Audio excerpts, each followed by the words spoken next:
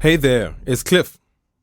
Welcome back to the UNAJUA learning series, where we present crowdsourced minimum actionable responses to essential questions in 15 minutes or less.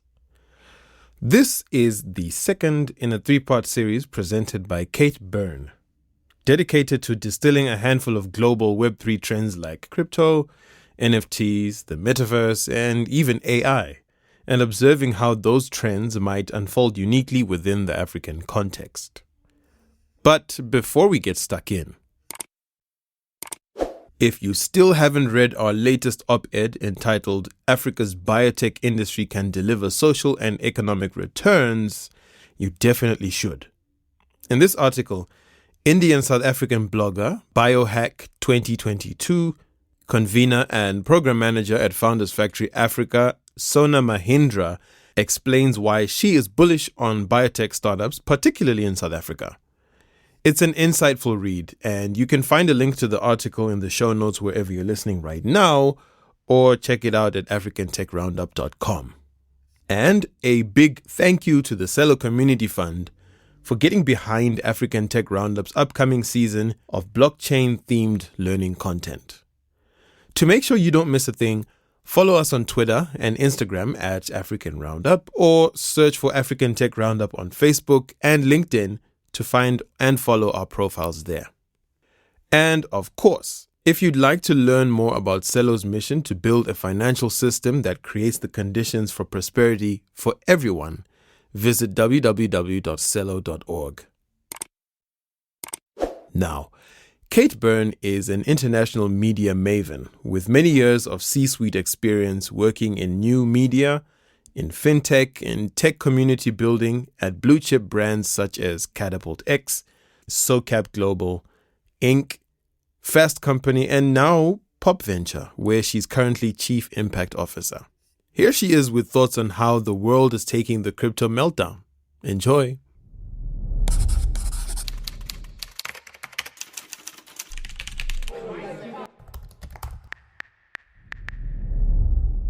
So how's the world taking the meltdown in the crypto market? And is it, coupled with the current global economic slowdown, does it pose an opportunity for the world to reimagine money via crypto? I would say absolutely yes. Because let's think about this. The primary purpose of cryptocurrency is to overcome the prevalent issues that traditional currencies give us by giving the control back over to the currency holder as opposed to some monetary authority as a bank. Cryptocurrency decentralizes money by not requiring the arbitrators like banks that oversee the transactions. So in this type of system, by focusing on cryptocurrency, the possibility of a financial crisis like a recession arising due to one failure point becomes hypothetically removed. Additionally, cryptocurrency has become one of the most profitable, and yes, that's true, volatile investments of the modern age in recent years. But the exciting thing is, it's given an average person the chance to make millions with an adequately timed investment potential. So I want us to go back a little bit because it reminds me of, again, there's so many parallels with the internet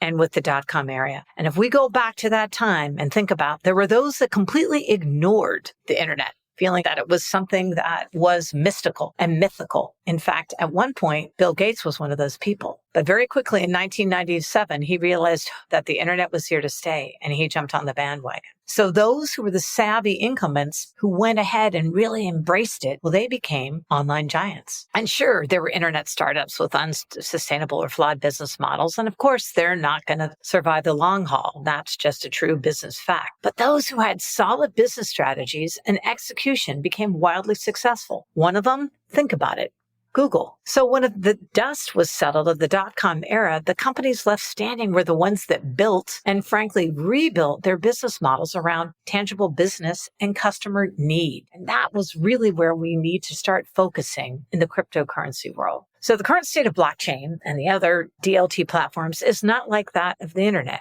It's clumpy, right? It's got an inadequate user interface. That's all to be expected. But like the internet, they're helping businesses and organizations streamline business processes and operations, and thereby drive entirely new value through the creation of new digital business models. So their ability to build trust outside of organizational boundaries without the use of traditional intermediaries like banks, profoundly changes the way value can be created and delivered. And like the internet, they're transforming how business is conducted across industries, ecosystems, and I'm going to say geographic boundaries.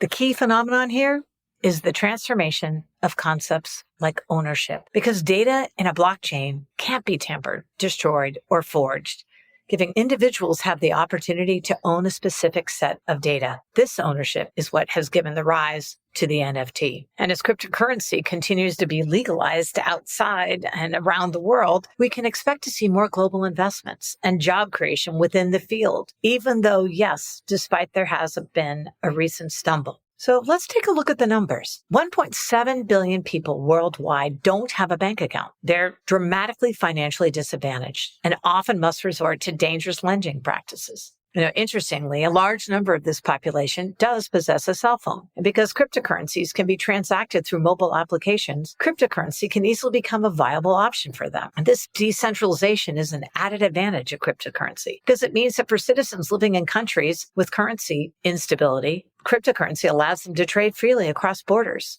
with citizens of more well-off countries, creating a new level of economic equality. Now, transaction costs for most cryptocurrency users are also minimal to none. Because cryptocurrencies on blockchain are decentralized and don't require investment into physical property, there are no extra costs that users are expected to account for. That means, unlike something like a branch of a bank, there's no need to pay utility bills, rental property, or employee wages. And little to no transaction cost also encourages trust in the system of cryptocurrency, and in turn sees more use in financial tools, transactions, and a much closer global economy. Now, blockchain technology and cryptocurrency transactions are automated, digitized, and tracked on a ledger that can never be manipulated by people, companies, or governments. Not only does this bring power and freedom to the people, but it also diminishes the risk of fraud and corruption. You can't exactly fool a system that cannot be changed. This utilitarian structure of cryptocurrency allows investment and transaction with a global economy, which can boost their own economy and quality of life for underprivileged individuals. So what are other countries doing? Well, at this point in time, it had been noted that about 36.5 million American crypto users,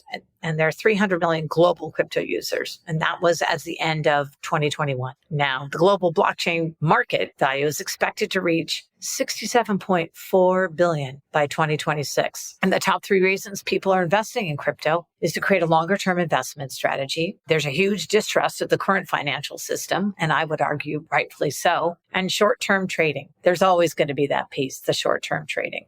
Now, how has this growth been taking place? Well, think about it. Between 2018 and 2020, the number of cryptocurrency users grew by 190% globally. And the industry's growth rate has continued to expand in the past year alone. So who are the countries really kind of driving this? Well, the number one country for cryptocurrency ownership in terms of population is the Ukraine. In terms of percentage, it's Russia. And then that's followed by Venezuela, Kenya, and then the United States. Now, the number one country with the most crypto owners total is India, which has got over 100,740,320 crypto users. And again, that's at the end of 2021. Now, the number two country with the most crypto owners is the United States, but pales in comparison with 27 million. Other countries in crypto ownership include Nigeria, Vietnam, and the UK. Runner-up countries, that's not to say they aren't involved, include Canada, United Kingdom, Austria, and then Spain. Now, Vietnam really has scored the highest across all fronts. One of the reasons cryptocurrencies are proving popular in Vietnam and other developing countries is that they're used as an investment tool in lieu of other good options. Trying to preserve the value of one's savings when local currencies are faltering is another incentive to invest in crypto. And individuals in developing countries are also using crypto in peer-to-peer payments. So African countries like Nigeria and Kenya rank high. African countries have been on the forefront of adopting innovative peer-to-peer payment methods. For example, mobile payments, in the process of leapfrogging options like bank transfers for those digital payment options tied to them. Deloitte's 2021 Global Blockchain Survey said that 80% of industries will see new revenue streams from blockchain, digital assets, and/or cryptocurrency solutions. And global spending is soaring. Which are the industries making the lead? Banking in blockchain adoption, followed by telecommunications, media and entertainment, manufacturing, healthcare, life sciences, retail and consumer goods, and government. Retail and consumer goods are projected to see the fastest growth in blockchain spending between now and 2024. Now, I share this in hopes that it'll give you ideas of areas that you can either start your business or you can create a supporting business in the blockchain space. One of the areas I wanted to take a deeper dive on is, frankly, the economic impact of cryptocurrency for entrepreneurs. So, with its decentralized format, cryptocurrency is a global economy in which all users exchange currency, regardless of their citizenship. Now, this is particularly profound for entrepreneurs, and I would also add small business, because they're no longer subject to a national audience, but one that is international, with whom funds can be exchanged without the hassle of exchange rates and international law. In fact, there are even cryptocurrency companies that assist business owners in Africa to make financial transactions with European, American, and Asian companies, completely with the intention of creating financial coverage and financial liberation through exchanges worldwide. Now, in an increasingly digitized world, the social need to communicate across borders is now manifesting itself in financial needs, and traditional financial institutions, well, they're not able to provide this as well as cryptocurrencies can. In time, entrepreneurs can assist in the opportunities to invest in, save, and send money across borders, in turn, reframing the global business practice.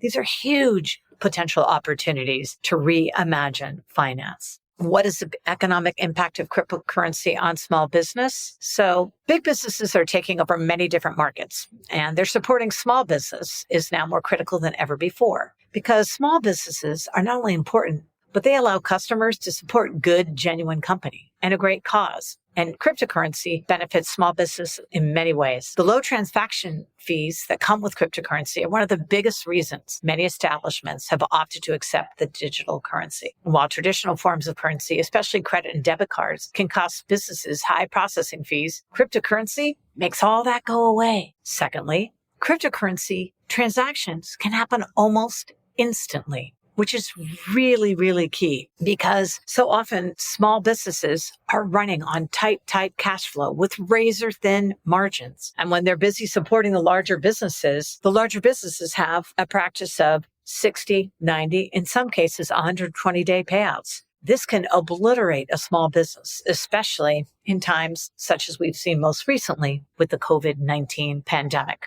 Another benefit is it opens a much broader audience to small business.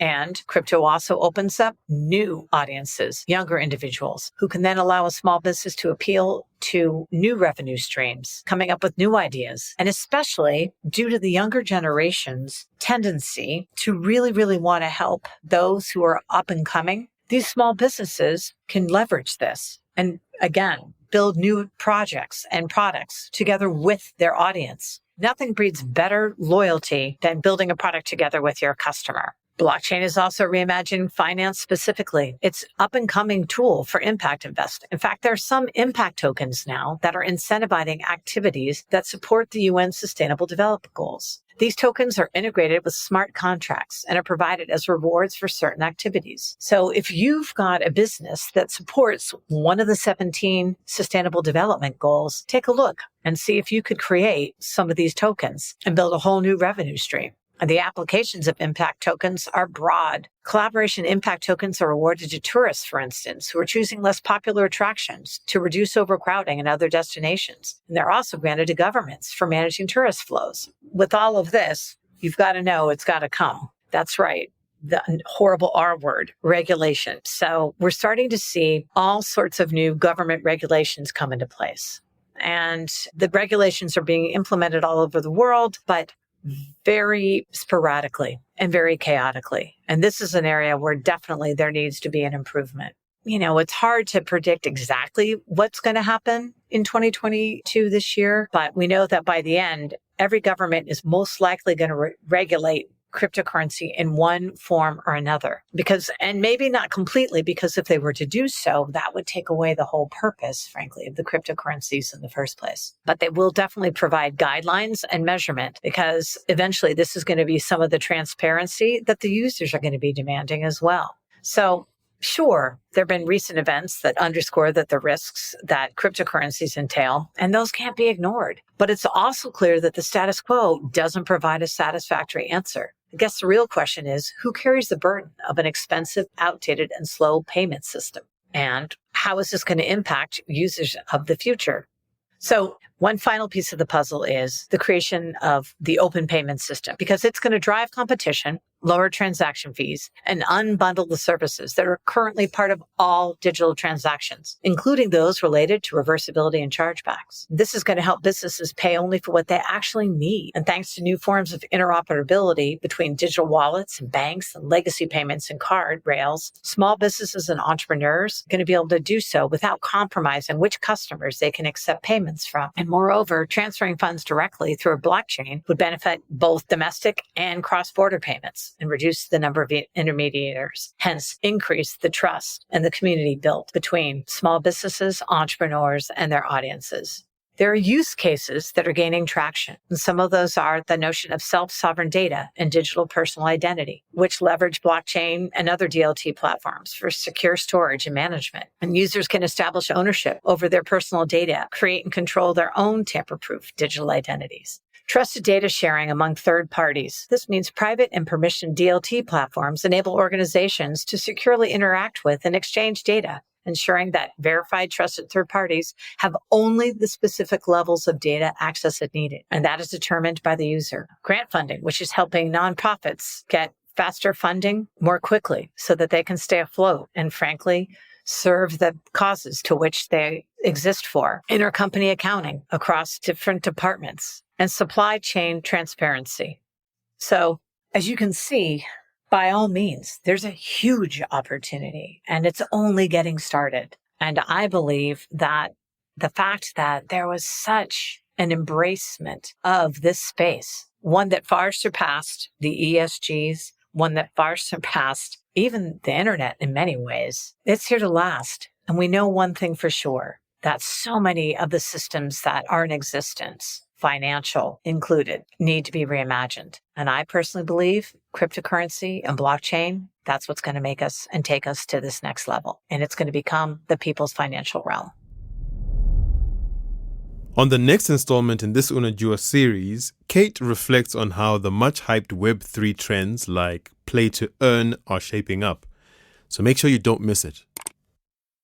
But before we go, remember to click on the UNAJUA link in the show notes wherever you're listening, or on the microphone icon in the right-hand side of your screen if you're listening from the africantechroundup.com website, to leave us a 60-second voice note reacting to this episode.